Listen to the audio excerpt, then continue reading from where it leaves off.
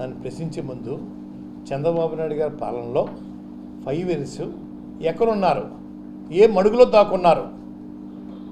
ఒకటి అండి.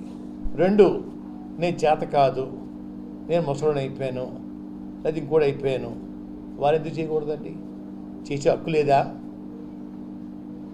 ఎవరు వద్దని లేదే, వారు రోడ్డు మీద రావచ్చే.